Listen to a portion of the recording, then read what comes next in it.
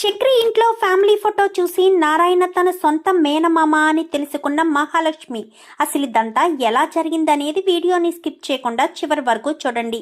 పొదరిల్లు రేపటి ఎపిసోడ్స్లో ఏం జరగబోతుందో ముందుగా తెలుసుకోవాలి అనుకుంటే వీడియోని లైక్ చేసి ఛానల్ని సబ్స్క్రైబ్ చేసుకుని పక్కనే ఉన్న బెల్ సింబల్లో ఆల్ పై క్లిక్ చేయండి. ఎలా చేయడం వల్ల మేము పెట్టే ప్రతి వీడియో నోటిఫికేషన్ రూపంలో ముందుగా చూడగలుగుతారు. మొత్తం మీరు చూసుకున్నట్లయితే మహాలక్ష్మి ఇంకా ఇంట్లో కావాలని ఇంట్లోకి రాలేదని, చక్రిని తను ప్రేమించి పెళ్లి చేసుకోలేదని ఇంకా మొత్తం విషయాలన్నీ కూడా బయటికి వచ్చేస్తాయి. బయటికి వచ్చేసేసరికి ఇంకా ఒక్కసారిగా అందరూ కూడా షాక్ అవుతారు. ఎందుకంటే లాయర్ చెప్పిన మాటలకి ఇంటికొచ్చి కేశవ గొడవ పెట్టడంతో ఈ విషయాలన్నీ బయటికి రావడంతో చాలా బాధపడతారు. ఇంకా అందరూ బాధపడి ఇంటికి వచ్చిన మహాలక్ష్మి వెళ్ళిపోతుంది. ఇంట్లో వాళ్ళతో ఏ సంబంధం లేకుండానే వెళ్ళిపోతుంది అని ఇంకా నలుగురు అన్నదమ్ములు కూడా చాలా బాధపడతాడు. చక్రి కూడా నిజంగా నువ్వు వదిన్ని ప్రేమించి చేసుకోలేదా అని చెప్పాను, కానీ నేను ప్రేమించానురా, కానీ తను నన్ను ప్రేమించలేదు. నేను ఇష్టపూర్వకంగానే తన మెడలో తాళి కట్టాను, కానీ తన అవసరానికి మాత్రమే తాళి కట్టించుకుంది అని చక్రి చెప్పిన మాటలకు ఇంకా కేశవను ఇంకా అందరినీ కూడా ఏడుస్తారు. మాధవ్ని తప్పుగా అర్థం చేసుకున్న కేశవ, నన్ను క్షమించన్నయ్య, నువ్వు ఇలా ఆలోచించే ఇన్ని రోజులు చెప్పలేదు, వీళ్ళని దూరం పెట్టేవన్న విషయం ఇప్పుడు అర్థమైంది అన్నయ్య. దేవుడు లాంటి నిన్ను తప్పుగా అర్థం చేసుకున్నాను, నన్ను క్షమించన్నయ్య అంటూ కేశవ మాధవని క్షమాపణ అడుగుతాడు. ఇంకా నలుగురు కూడా చాలా బాధపడతారు. మరుసటి రోజు ఉదయాన్నే ఇంకా కూర్చుని కాఫీ తాగుతూ ఉండగా మహాలక్ష్మి బయటికి వస్తుంది. ఇంకా అలా బయటకు వచ్చిన మహాలక్ష్మి, నేను ఎన్ని రోజులు ఇంట్లో ఉన్నాను అంటే, ఇంతమంది మగవాళ్ళ మధ్య ఉన్నాను అంటే ఎవరైనా ఎన్నో రకాలుగా అనుకుంటారు, కానీ నాకు ఏ చిన్న ఇబ్బందిని కలిగించలేదు. ఏ చిన్న అసలు నాకు ఏ అవసరం వచ్చినా కానీ ఒక్కరిని పిలిస్తే నలుగురు నిలబడేవారు, నన్ను మహారాణిలా చూసుకున్నారు. అలాంటిది ఇంటి నుంచి వెళ్ళాలంటే కష్టంగా ఉంది, కానీ మీ అందరికైతే నిజం చెప్పేశాను. నేను మిమ్మల్ని మోసం చేయాలి అని అనుకోలేదు. నేను చెప్తే మీరు బాధపడతారు అన్న ఒకే ఒక్క కారణం చేతే నిజాన్ని చెప్పలేకపోయాను. ఇప్పుడు నా మనసు ఎంతో తేలికగుంది. మీరు నా మీద చూపించేది నిజమైన ప్రేమే, కానీ నేను మీ పట్ల ఉండేది నిజమైన బంధం కాదు అన్న విషయం తెలిస్తే మీరు తట్టుకోలేరు. ముఖ్యంగా కన్నా నన్ను వదినమ్మ అంటూ వాళ్ళమ్మను చూసుకుంటున్నట్టే చూసుకుంటున్నాడు. నాకు అది చాలా బాగా నచ్చింది. అందుకే నేను ఒక నిర్ణయం తీసుకున్నాను. ఇన్ని రోజులు నేను మీకు ఏ సంబంధం లేని దానిలా ఇంట్లో ఉన్నా, ఇక మీదట నేను ఇదే ఇంట్లో ఉండాలి అన్న నిర్ణయానికి వచ్చాను అనేసరికి ఒక్కసారిగా అందరూ కూడా మహాలక్ష్మి వంక చూస్తారు. ఏంటొదినా అని చెప్పాను, కానీ అది నేను ఇంట్లో ఉందామని అనుకుంటున్నాను కన్నా అనేసరికి, సారీ మిమ్మల్ని వదినా అని పిలిచేశాను అనేసరికి, పర్వాలేదు, నువ్వు ఎప్పుడూ పిలిచినట్టుగానే నన్ను పిలవచ్చు, ఏ అభ్యంతరం లేదు. ఇక మీదట నేను మీతో కలిసే ఉండాలని నిర్ణయం తీసుకున్నాను. ఇంకా ఎక్కడికి వెళ్ళను, ఎటు పోను అంటూ మాట్లాడేసరికి చాలా సంతోషపడిపోతారు అందరూ కూడా. అలా సంతోషపడిపోవడంతో చాలా హ్యాపీగా అయితే ఫీల్ అవుతారు. ఇంకా అక్కడి నుంచి కేశవ బయటికి వెళ్ళి చాలా సంతోషపడతాడు. ఇంకా చక్రి కూడా వచ్చేసరికి, అన్నయ్య నేను ఒక మాట అడుగుతాను చెప్తావా అనగాని, ఏంట్రా అని చెప్పనేసరికి, వదిన ఏ బంధం లేకుండానే ఇంట్లో ఉంది కదా, వదినకి ఆ తాళి బంధం ఏంటో విలువ తెలిసేలా చెయ్యి. నీ మీద ఏ ఫీలింగ్ లేకుండానే ఇంట్లో అడుగుపెట్టిన వదిన నిన్నిష్టపడి నీతో భార్యగా, నీతో జీవితాంతం కలిసి నడిచేటట్టుగా వదిన మనసును మార్చే అవకాశం నీదే. మార్చు. వదిన ఇక్కడే ఉంటాను అని చెప్తుంది కాబట్టి వదిన అనే పేరు మేము నామకరణకే పిలవడం కాదు, బంధంతో పిలవాలి అని ఆశపడుతున్నాము. కన్నా చూసావా ఎంత సంతోషపడిపోతున్నాడో, వాడిలోంచి ఆ సంతోషం దూరం కాకుండా చూడన్నయ్యా అంటూ కేశవ వెళ్ళేసరికి, ఖచ్చితంగా రా, మహాలక్ష్మిని నేను ప్రేమించే పెళ్లి చేసుకున్నాను. మహాలక్ష్మి నాకు తోడుగా ఉండాలి, మహాలక్ష్మి తోడు నాకు ఎప్పటికీ ఉండాలి అని చెప్పి ఇంకా అనుకుంటారు. అలా అనుకున్న వాళ్ళు కాస్త చాలా సంతోషంగానే ఇంకా అక్కడి నుంచి ఇంకా మహాలక్ష్మి అయితే ఇంట్లోనే ఉండి ఏం చేస్తూ ఉంటాను, సర్టిఫికెట్లు తీసుకోవాలి అన్న ఉద్దేశంతో సర్టిఫికెట్స్ కోసం కన్నాను హెల్ప్గా తీసుకుని వెళ్తుంది. వెళ్ళేసరికి వాళ్ళు 2 days పడుతుందనగానే సరే అని చెప్పి మహాలక్ష్మి ఇంటికి వచ్చేస్తుంది. ఇంటికి వచ్చేసేసరికి ఇంట్లో వంటగది చూస్తే చాలా గత్తరగా ఉంటుంది. ఏంటి కన్నా, ఇంట్లో ఎవరు సర్దేవాళ్ళు లేరా? నువ్వొచ్చి ఇన్ని రోజులైంది. ఇంట్లో ఎవరైనా ఏ పని చేస్తారో నీకు తెలుసు కదా వదిన. ఇంటి పని, వంట పని, ఏ పనైనా అన్నయ్యే చేస్తాడు. బట్టలు ఉతికే పనులైతే ఎవరి బట్టలు వాళ్ళే ఉతుక్కుని ఆరబెట్టుకుంటాము. అంతే అంతే తప్ప వంటగది పని మాత్రం ఎవరూ చూడరు. వంటగది కాదు, ప్రతి గది కూడా చాలా గత్తరగా ఉంది. తొందరలోనే శ్రీరామనవమి పండుగ వస్తుంది కదా, చక్కగా మనం ఇంట్లో పూజ చేసుకుందామా, రాముల వారిని సీతాదేవిని పెట్టి అనగానే భలే భలే బాగుంటుంది కదా వదిన. నేను మా ఫ్రెండ్ వాళ్ళ ఇంట్లో చూశాను, మన ఇంట్లో చేద్దాము అంటే ఆడవాళ్ళు లేరు కదా అని అందరూ హేళన చేస్తారని అన్నయ్య వద్దన్నాడు. అయితే ఈ సంవత్సరం సీతారాముల కళ్యాణం చేద్దామా వదిన మన ఇంట్లో అనగానే చేద్దాము. దానికి ముందు మరి ఇల్లంతా శుభ్రం చేయాలి. నాకు నువ్వు సహాయం చేస్తావా ఇల్లు శుభ్రం చేయడానికి అనగానే ఎందుకు చేయను వదినా, నాకెలాగా ఇప్పుడు హాలిడేస్ అయ్యి 1-2 రోజులు మనం కష్టపడ్డామనుకో మొత్తం ఇల్లంతా కూడా చక్కగా శుభ్రం చేసుకోవచ్చు. అప్పుడు హ్యాపీగా ఇంట్లోనే పండగ చేసుకోవచ్చు అని చెప్పనగానే సరే అయితేనని చెప్పి ఇంకా ఇద్దరు కూడా ఏ రూమ్ ముందు స్టార్ట్ చేద్దాము అనగాని ఫస్ట్ మీ రూమ్ స్టార్ట్ చేద్దాం వదినా అని ఇంకా మహాలక్ష్మి రూమ్ అయితే మొత్తం మొత్తం అంతా కూడా తీసి సర్దుతారు. సర్ది చక్కగా దులిపి మొత్తం గోడలు అన్నీ కూడా చాలా చక్కగా సర్ది కొన్ని డెకరేషన్స్ ఏమన్నా ఉంటే డెకరేషన్ ఐటమ్స్ ఆర్డర్ పెట్టుకుని అవి డెకరేషన్ చేసి గది మొత్తం ఒక కొత్త దానిలా కొత్త మెరుపుని తీసుకొస్తుంది. వావ్, సూపర్గా ఉంది వదినా. ఇంతకుముందు ఈ గదేనా అనిపించింది. ఇప్పుడు చూడు ఎంత చక్కగా ఉందో. ఏదైనా మీకు తెలివితేటలు ఎక్కువే ఉంటాయి కదా వదినా అనగానే అలా ఏమీ లేదురా, గూగుల్లో కొడితే బోల్డ్ ఫొటోస్ వచ్చాయి, ఫోటోకు తగ్గట్టు కొన్ని ఐటమ్స్ ఆర్డర్ పెట్టాను, ఆర్డర్కి తగ్గట్టుగా ఇవంతా ఇలా డెకరేట్ చేశాను అనగానే సరే అని. ఇప్పుడు నెక్స్ట్ ఏ రూము అనగానే మాధవన్నయ్య రూము. మీకెవరికి వాళ్ళకి రూమ్స్ ఉన్నాయా అనగానే ఉన్నాయి వదినా, కానీ ఎవరి గదిలో వాళ్ళు పడుకోము. ఎందుకంటే అందరూ హాల్లో పడుకోవడం అలవాటు. అందుకే నాన్నకు కూడా ఒక గది ఉంది. నాన్న అమ్మ ఆ గదిలోనే ఉండేవారు. కానీ నాన్న ఇప్పుడు ఆ గదిలోకి వెళ్ళడు. ఎప్పుడైనా బట్టలు తీసుకోవడానికి తప్ప మిగిలిన సమయం అసలు ఆ గదిలో నాన్న స్పెండ్ చేయడు. నాన్న బయట పడుకుంటాడని మేము అందరం హాల్లోనే పడుకుంటాము అని చెప్పి ఇంకా కన్న అయితే చెప్తాడు. సరే అని ఇంకా మాధవ్ రూమ్కి వెళ్ళి మాధవ్ రూము మొత్తం అంతా శుభ్రం చేస్తారు. రూమ్లో ఏమీ పెద్దగా వస్తువులు ఏమీ ఉండవు, చాలా సింపుల్ సిటీగా ఉంటుంది. ఉండేసరికి అదంతా చూసిన మహాలక్ష్మి రూమ్ అయితే నీట్గా బాగానే ఉంది అనగానే అన్నయ్య కదా, అన్నయ్య నీట్గానే చూసుకుంటాడు అని చెప్పి ఇంకా మాట్లాడతాడు కన్నా. మాట్లాడిన తర్వాత ఇదంతా ఇలా జరుగుతుండగా ఈలోపు మాధవ్ వస్తాడు. ఏం చేస్తున్నారు అనగానే ఏముందన్నయ్య, శ్రీరామనవమి పండగ చేద్దాము అని వదినంటుంది. పండగ చేయాలి అంటే ఇల్లంతా శుభ్రం చేయాలి కదా, అందుకు వదిన నేను కలిసి ఇల్లంతా శుభ్రం చేస్తున్నామన్నయ్య అని చెప్పనగానే అవునా, సరే నేను సహాయం చేయనాను కానీ వద్దు పెద్ది, నువ్వెందుకు సహాయం చేయడం, నువ్వు సహాయం చేస్తే మళ్ళీ ఇబ్బంది అవుతుంది. ఎందుకు, నువ్వు అసలే కష్టపడి వచ్చావు కదా, కష్టపడి వచ్చిన తర్వాత సహాయం చేయడం అనవసరం అని చెప్పి మాట్లాడడంతో సరేనని ఇంకా తన పని తాను చేసుకుంటాడు.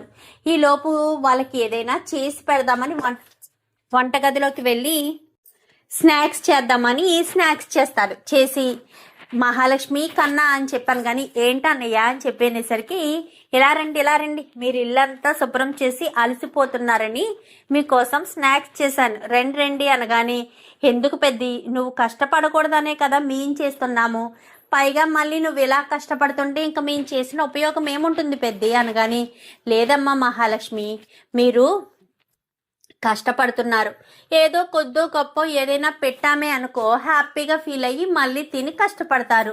మీరు కొంచెం ఇవి తింటూ ఉండండి, నేను వెళ్ళి టీ తీసుకొస్తాను అని ఇంకా పెద్ద కాస్త వెళ్ళి టీ తీసుకురావడానికి వెళ్తాడు. ఇంకా వెళ్ళిన తర్వాత తను ఇలా ఉంటూ ఉండగానే అన్ని రూమ్స్ శుభ్రం చేసేస్తారు. శుభ్రం చేసేసేసరికి ఇంకా చివరగా ఉండేది వాళ్ళ నాన్న రూము. వాళ్ళ నాన్న రూమ్ అనేసరికి, నాన్న రూమా వద్దులే వదిన, ఆ రూమ్ ఒకటి వదిలేద్దాము, ఏంటి కన్నా ఇన్ని శుభ్రం చేసాము ఆ ఒక్క రూము అనేసరికి ఈ లోపు మిగిలిన కేశవ ఇటు చక్రి వీళ్ళు వస్తారు. వచ్చేసేసరికి ఏంటి ఇప్పుడే వచ్చారా, రండి అందరం కలిసి ఆ రూమ్ చెక్ శుభ్రం చేద్దాము. మీ నాన్నగారు రూమ్ అనగాని, నాన్న రూమా ఎందుకులే, ఆ రూమ్ అసలు బాగోదు మహాలక్ష్మి గారు అని చెప్పనేసరికి, పదండి ముందు ఏం మాట్లాడకండి అని అందరూ వెళ్ళి రూమ్ ఓపెన్ చేస్తారు. ఓపెన్ చేయడంతో రూమ్ నిండా బూజు పట్టేసి ఉంటాయి. చాలా దారుణంగా ఉంటుంది. ఇల్లంతా ఒకెత్తు అయితే ఆ రూము మరొకెత్తు, అంటే అంత డస్ట్ ఉంటుంది.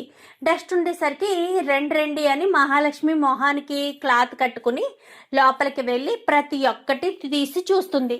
ఇంకొక దాంట్లో ఒక పెట్లోని గ్రూప్ ఫోటో ఉంటుంది. ఎవరిదంటే మహాలక్ష్మి వాళ్ళ తల్లిదండ్రులతో పాటు వీళ్ళు నారాయణ వాళ్ళు వీళ్ళందరూ కలిసి ఫోటో తీయించుకున్న గ్రూప్ ఫోటో ఉంటుంది. ఎప్పుడో చిన్నతనంలో తీసుకున్నారు, ఎవరో కాదు, మహాలక్ష్మి అన్నయ్య, అమ్మ వాళ్ళ అన్నయ్యే ఈ నారాయణ. వీళ్ళంతా కలిసే ఉండేవారు. ఏదో చిన్న ఇష్యూ వచ్చి 2 కుటుంబాలు విడిపోయాయి. కానీ తర్వాత ప్రతాపు తను తప్పు చేశాను, బావ వాళ్ళు చాలా ప్రాబ్లమ్స్లో ఉన్నారు, అలాంటి సమయంలో ఒంటరిగా వదిలేయకూడదు అంటే, అప్పుడు చెల్లెల భర్తే కదా, చెల్లెల భర్త కోసమని ఆస్తి మొత్తం వదిలేస్తారు. ఆ చెల్లెలు ఎలా అంటే, ఇక్కడ తాయారుంది కదా, తాయారు కంటే చిన్నది మాట. సో అందుకోసమని తనకి ఎక్కువ పెట్టడం. ఈ తాయారు కూడా ఇంత గొడవ రావడానికి కారణమే తను. ఆ లలిత కోసమే ఇవన్నీ పెట్టాడని, ఆస్తి పంచి ఇచ్చాడు అన్న ఉద్దేశంతోనే తాయారు ప్రతి క్షణం గొడవ చేస్తుంది. ఆ చెల్లెలికి ఇచ్చావు, ఈ చెల్లెల్ని పట్టించుకోలేదు అని తాయారు నారాయణ మీద కక్ష కట్టుకుందన్నమాట. సో వీళ్ళంతా కలిసి అంత కట్టుకడగా అంతా కూడా చాలా కలిసి కట్టుగా ఉండి ఫోటో తీయించుకుంటారు. ఆ పెట్టు ఓపెన్ చేసేసరికి ఫోటో ఒకటి తిరిగేసి ఉంటుంది. మహాలక్ష్మి ఫోటోలన్నీ అందులో పాత ఫోటోలు ఉంటాయి, తీసి పక్కన పెట్టి ఒక్కొక్కటి తిరిగేసి ఉన్న వాటిని తిరిగేసి తుడిచి పెడుతూ ఉండగా వీళ్ళ ఫ్యామిలీ ఫోటో అంతా వస్తుంది. అది కూడా తుడిచి పెడుతూ ఉంటుంది. పెడుతూ ఉన్న సమయంలో ఒక్కసారిగా చూసి షాక్ అవుతుంది. ఇంకా కళ్ళు నులుముకొని దగ్గరికి పెట్టి చూసేసరికి, ఏంటి మహాలక్ష్మి ఆ ఫోటోను అంత దీర్ఘంగా చూస్తున్నావు అని మాధవ్ అడుగుతాడు. ఎందుకంటే అందులో ఉన్న వాళ్ళు మాధవికి మాత్రమే తెలుసు. ఈ ఫోటో అనగానే, ఇదా మా మేనత్త వాళ్ళ ఫోటో, మా మేనత్త తను మా నాన్నకు చెల్లెలు, అసలు మా నాన్న చెల్లెలంటే మా నాన్నకు చాలా ఇష్టం అని చెప్పాను. కానీ అవునా, వీళ్ళు మీ ఫ్యామిలీ రిలేటివ్స్ అని. కానీ ఫ్యామిలీ రిలేటివ్స్ ఏంటి, ఇంకో ఈవిడుందా, ఈవిడి మా మేనత్త, ఈయన మా మేనమామ అంటూ చెప్పేసరికి, అవునా అని చెప్పి ఆశ్చర్యపోతారు. ఏంటి మహాలక్ష్మి, ఏంటి మేనత్త మేనమామ అంటే అంత ఆశ్చర్యపోతున్నావు అనగానే, వీళ్ళెవరో తెలుసా పెద్ది అనేసరికి, వాళ్ళెవరో నాకెందుకు తెలీదు, నాకు తెలుసు అనగానే, వాళ్ళే మా అమ్మ నాన్న అంటూ చెప్పడంతో ఒక్కసారిగా అందరూ షాక్ అయిపోయి తిరుగుతారు. ఈ లోపు అదే సమయానికి అక్కడికి నారాయణ వస్తాడు. ఏంట్రా నా రూమ్లో ఏం చేస్తున్నారు అంటూ నారాయణ అడిగేసరికి, ఈ ఫోటో ఎవరిదండి అనగానే, ఈ ఫోటో మా చెల్లెళ్ళ కుటుంబం, నా కుటుంబంది. చిన్నప్పుడు ఏదో చిన్న గొడవ జరిగింది, ఆస్తులన్నీ నా చెల్లెలికి ఇచ్చేశాను, నా చెల్లెలు వేరే చోటకి వెళ్ళి అక్కడే ఉంటుంది, మమ్మల్ని కూడా పట్టించుకోలేదు అంటూ మాట్లాడేసరికి, మిమ్మల్ని పట్టించుకోకపోవడం కాదు మామయ్య, మీరు ఎక్కడున్నారో తెలియకపోవడం అనగానే, మామయ్యనా ఏంట్రా ఎప్పుడూ లేనిది మామయ్య అని పిలుస్తుంది, ఇన్ని రోజులు నేను కోడలి పిల్ల అంటూ ఎప్పుడు పిలిచినా అండి అండమే తప్ప మామయ్య అని పిలవలేదు కదా, మరి ఇప్పుడేంట్రా మామయ్య అని పిలుస్తుందిరా మాధవ అని చెప్పాను. కానీ తను ఎవరనుకుంటున్నావు నాన్న, నీ చెల్లెలు కూతురు మహాలక్ష్మి అనగానే ఒక్కసారిగా షాక్ అయిపోతాడు. ఎందుకంటే ఆ మహాలక్ష్మికి పేరు పెట్టింది కూడా తిని. అన్నా చెల్లెల మధ్య ప్రేమ చాలా ఉంటుంది, అందుకే ఏం పేరు పెట్టమంటావు అనగానే, మన అమ్మ పేరు మహాలక్ష్మి అని పెడదాము అని చెప్పి నారాయణే సలహా ఇస్తాడు. ఆ సలహా మేరకే మహాలక్ష్మి అని పేరు పెడతారు. ఒక్కసారిగా అమ్మ మహాలక్ష్మి, నీకు పేరు పెట్టిన నేనే నిన్ను పేరు పెట్టి పిలిచినా గుర్తుపట్టలేని పరిస్థితిలో ఉన్నానా?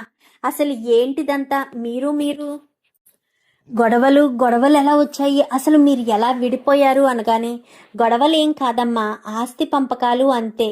మీరు ఎక్కడ ఉన్నారో తెలియక మా అమ్మ ఎన్నోసార్లు బాధపడింది. మీ మేనమామ అంటే నాకు చాలా ఇష్టం. నీ పేరు పెట్టింది కూడా మీ మేనమామే. మా అమ్మ పేరే నీకు పెట్టాడు. నీలోనే తన అమ్మని చూసుకుంటూ తెగ మురిసిపోయేవాడు. నువ్వు ఇంటికి వెళ్ళావంటే మీ మామయ్య నిన్ను క్షణం వదిలిపెట్టేవాడు కాదు. ఎప్పుడైనా ఇక్కడికి వచ్చినా కానీ అస్తమాను నీతోనే ఆడుకునేవాడు అంటూ మొత్తం విషయమంతా చెప్పేసేసరికి ఒక్కసారిగా మహాలక్ష్మి షాక్ అయిపోతుంది.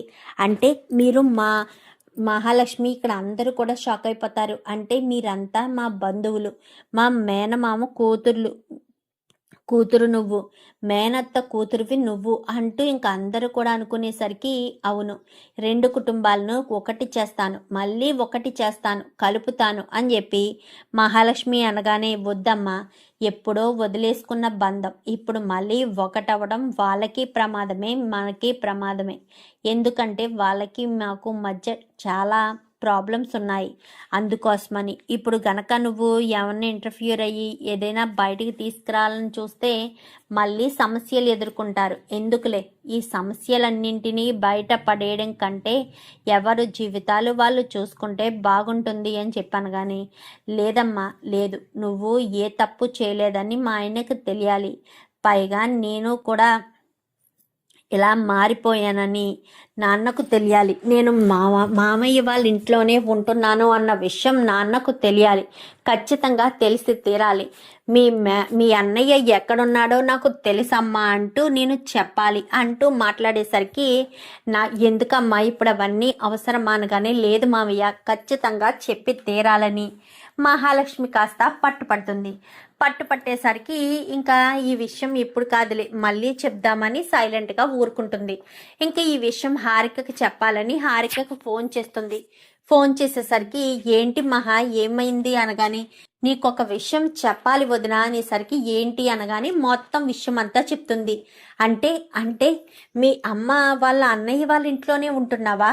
చక్రి ఎవరో కాదనమాట, నీకు బావ అవుతాడా అని చెప్పాను. కానీ అవును వదిన అని చెప్పనేసరికి, అయితే ఎప్పుడో ఈ 2 కుటుంబాలు దూరం అయ్యాయంట. ఇప్పుడు మళ్ళీ మీ పెళ్లితో ఈ 2 కుటుంబాలని దగ్గర చేసే అవకాశం నీకు వచ్చింది. ఇప్పుడు ఈ 2 కుటుంబాలని ఒకటి చేస్తావా అని చెప్పి ఇంకా హారిక అడిగేసరికి, చెయ్యాలి కదా వదిన, చెయ్యకపోతే కూతురుగా నా బాధ్యత ఏముంటుంది? కూతురుగా నేను బాధ్యత తీసుకుంటే వాళ్ళిద్దరు 2 కుటుంబాలని ఒకటి చెయ్యాలి. అప్పుడే నాకు ప్రశాంతంగా ఉంటుంది అని చెప్పి మాట్లాడేసరికి, అవును నిజమే, నువ్వు చెప్పింది నిజమే. నువ్వు ఏ పర్పస్తో అక్కడికి వెళ్ళావో తెలీదు. మీ ఇద్దరికి మధ్య బంధం ఎలా ఏర్పడిందో తెలీదు. మీ 2 కుటుంబాలని ఒకటి చేయడం కోసమేనేమో ఆ భగవంతుడు ఈ రకంగా బంధాన్ని ఏర్పాటు చేసుంటాడు. మళ్ళీ 2 కుటుంబాలు నీ పెళ్లితో ఒకటవుతున్నాయి. చాలా సంతోషంగా ఉంది మహా అని చెప్పాను. కానీ ఇంతసేపు నేను ఇక్కడ ముళ్ళు మీద ఉన్నట్టే ఉన్నాను వదిన. కానీ వీళ్ళు నా రిలేటివ్స్ అన్న విషయం నాకు తెలిసాక చాలా ఆశ్చర్యం కలిగింది, చాలా సంతోషం అనిపించింది అంటూ చెప్పేసేసరికి, సరే నువ్వు జాగ్రత్త అని చెప్పాను. కానీ నాకేమవుతుంది, ఇన్ని రోజులు నేనెవరో తెలియదు, అయినా వాళ్ళు నన్ను మహారాణిలా చూసుకున్నారు. ఇప్పుడు నేను స్వయంగా వాళ్ళ మేనత్త కూతుర్ని అన్న విషయం తెలిస్తే వాళ్ళు ఇంకా ఇంకా బాగా చూసుకుంటారు. అప్పుడు నువ్వు ఆ ఇంట్లో ఉంటున్నందుకు నీ మనసు కూడా మారుతుంది అని చెప్పి ఇంకా అనుకుని ఫోన్ పెట్టేస్తుంది. దీని పిచ్చి కాకపోతే తను ఇష్టం లేకుండా తాళి కట్టించుకున్న తాళి బంధంలో ఉన్న మ్యాజిక్ అదంతా కూడా మహాలక్ష్మి మనసును ఖచ్చితంగా మారుస్తాయి. మహాలక్ష్మి చక్రిని భర్తగా యాక్సెప్ట్ చేస్తుంది. విడాకులు ఎలాగా 1 ఇయర్ పడతాయి అంటున్నారు కాబట్టి ఈ సంవత్సరంలో మహాలక్ష్మి మనసు పూర్తిగా చక్రి వైపుకు తిరగాలి. చక్రి మహాలక్ష్మి ఒకటైతే అంతకు మించిన సంతోషం ఏముంటుంది. చక్రి వాళ్ళ ఇంట్లో మహాలక్ష్మి ఇంతలా ఉంది అంటే వాళ్ళతో పాటు ఎంతలా కలిసిపోయి ఉంటుంది. అయినా మహాలక్ష్మి ఎవరితో అయినా ఈజీగానే కలుస్తుంది కదా అని చెప్పి హారిక అంటుంది. అన్న హారిక, ఏంటి హారిక ఎవరితోని అనగానే మహాతో ఆంటీ అని చెప్పి అత్తయ్య అని చెప్పాను. కానీ దాంతో ఇంకా మాట్లాడుతున్నావా? మీకు ఒక నిజం చెప్పాలి. ఇన్ని రోజులు మహాలక్ష్మి ఎక్కడుందో మీరు తెలిస్తే మీరు ఆశ్చర్యపోతారు అంటూ చెప్పేసేసరికి ఎక్కడుందా ఆంటీ, ఎక్కడుంది హారిక అని చెప్పాను. కానీ మీ అన్నయ్య వాళ్ళ ఇంట్లోనే ఉంటుందనేసరికి మా అన్నయ్య ఎవరు అని చెప్పాను. కానీ అదేంటి నారాయణ మీ అన్నయ్య కాదా అని చెప్పనేసరికి ఒక్కసారిగా షాక్ అవుతుంది. ఏంటి మా అన్నయ్య ఎక్కడున్నాడో ఎలా తెలుసు మహాలక్ష్మికి? మహాలక్ష్మి వాళ్ళ ఇంట్లో ఉండడం ఏంటి? నాకేమీ అర్థం కావట్లేదు హారిక. అసలు మహాలక్ష్మికి మా అన్నయ్య నారాయణకి రిలేషన్ ఏంటి? చక్రి ఎవరో కాదు, మీ మేనల్లుడు, అంటే మీ నాన్నగారి చక్రి వాళ్ళ నాన్నే మీ అన్నయ్య అనేసరికి మహాలక్ష్మి మా అన్నయ్య వాళ్ళ ఇంట్లో ఉందా? మా అన్నయ్యకి నలుగురు కొడుకులు కదా అనగానే చక్రి రెండో వాడంట అత్తయ్య అని చెప్పనేసరికి ఏంటి వాడా? చిన్నప్పుడు అత్త అంటూ నన్ను క్షణం వదిలిపెట్టేవాడు కాదు. వాడా చక్రి? నేను గుర్తుపట్టలేకపోయాను అంటూ మాట్లాడేసరికి ఎలా గుర్తుపడతారు అత్తయ్య? అప్పుడు చిన్నవాడు కదా, ఇప్పుడు పెద్దవాడైపోయాడు కదా, అందుకే మీరు గుర్తుపట్టలేకపోయారు. మహాలక్ష్మి ఈరోజే ఇంట్లో ఎక్కడో మీరంతా కలిసి ఎప్పుడో చిన్నతనంలో ఫోటో తీయించుకున్నారంట కదా, గ్రూప్ ఫోటో. ఆ ఫోటో చూసి ఇప్పుడే ఫోన్ చేసి చెప్పింది, నేను ఉంటున్నది మా మేనమామ ఇంట్లో వదిన, చక్రి ఎవరో కాదు నా బావ అంటూ మొత్తం విషయం చెప్పింది. అసలు మీ ఇద్దరి మధ్య సమస్య ఏంటి అనగాని సమస్య ఏమీ లేదు. మా అన్నయ్య నేను బాగుండాలని చిన్నప్పటి నుంచి నన్ను ఎక్కువ గారాబంగా చూసి ఆస్తిలో చాలా మట్టికి మాకు ఇచ్చేశాడు. బిజినెస్లు చేసుకుని మేము గొప్ప వాళ్ళం అయ్యాము. తర్వాత మా తాయారు అక్క గొడవ చేసేసరికి ఆ ఇచ్చిన ఆస్తిని మొత్తం అందరికీ పంచుతాను, మీకు ఎంతో కొంత వస్తుందంటూ మీ మామయ్యని అడిగితే ఒక్కసారి ఆడపిల్లకి ఇచ్చిన ఆస్తి మళ్ళీ వెనక్కిస్తామా బావా అంటూ అడిగాడంట. అప్పుడు వాళ్ళిద్దరి మధ్య అలా గొడవ పెరిగింది. ఆ గొడవ పెరిగి గాలి ఎక్కువగా ఇంత పెద్ద ప్రాబ్లం అయ్యి చిలికి గాలివాన అయినట్టుగా గొడవ చిన్నగా మొదలయ్యి చాలా పెద్ద గొడవగా మారిపోయింది. అలా మారిపోవడం వల్ల సమస్య పెద్దదయ్యి నేను మా పుట్టింటికి శాశ్వతంగా దూరం అయిపోయాను, అంతే, అంతకు మించి ఏమీ లేదు అని చెప్పనేసరికి సరే అత్తయ్య, ఈసారి కనుక ఫోన్ చేస్తే నాకు నేను మా అన్నయ్యతో మాట్లాడి చాలా సంవత్సరాలు అయింది అనేసరికి తప్పకుండా అత్తయ్య, ఈ రకంగా వీళ్ళిద్దరి పెళ్లి వల్లైనా రెండు కుటుంబాలు కలవాలి, కలిస్తే కదా చాలా సంతోషంగా ఉంటారు అనగానే అవును, ఖచ్చితంగా కలిసి తీరితే చాలా హ్యాపీగా ఉంటారు అని చెప్పి ఇద్దరు కూడా మాట్లాడుకున్న తర్వాత మహాలక్ష్మికి ఫోన్ చేసి జరిగిన విషయం చెప్తుంది. ఓహో, ఇంత పెద్ద గొడవ జరిగిందా? సరే, ఒకరోజు ట్రై చేద్దాం, వీళ్ళిద్దరూ ఎదిరి పడేటట్టు చేసి ఇంకా వీళ్ళిద్దరినీ కలిపితే ఎలాంటి ఇబ్బంది ఉండదు. మహాలక్ష్మి, ఇప్పుడు మరి ఇన్ని రోజులు మీ భావాన్ని తెలియదు కదా, మరి ఇప్పుడు మీ భావాన్ని తెలిసింది కదా, మరి ఏం చేద్దాం అనుకుంటున్నావు అనగానే ప్రజెంట్ అయితే నేను ఏమీ ఆలోచించలేదు వదిన, కానీ తర్వాత ఎలాంటి నిర్ణయం తీసుకోవాలో ఆలోచిస్తాను, ఖచ్చితంగా దీనికి ఒక సొల్యూషన్ చూస్తాను అని చెప్పి మహాలక్ష్మి చెప్తుంది. మొత్తానికైతే మహాలక్ష్మి మేనమామే నారాయణ అన్న విషయం మహాలక్ష్మి తెలుసుకుంటుంది. మరి ఏ రకంగా ప్రతాప్కి బుద్ధి చెప్తారు? ప్రతాప్ మళ్ళీ మారతాడా? నారాయణ్ని తన బావగా యాక్సెప్ట్ చేస్తాడా? చూద్దాం మరి రాబోయే ఎపిసోడ్స్లో ఏం జరుగుతుందో. వీడియో నచ్చితే లైక్ చేసి ఛానల్ని సబ్స్క్రైబ్ చేసుకుని పక్కనే ఉన్న బెల్ సింబల్లో ఆల్ పై క్లిక్ చేయండి. ఇలా చేయడం వల్ల మేము పెట్టే ప్రతి వీడియో నోటిఫికేషన్ రూపంలో ముందుగా చూడగలుగుతారు. Thank you for watching.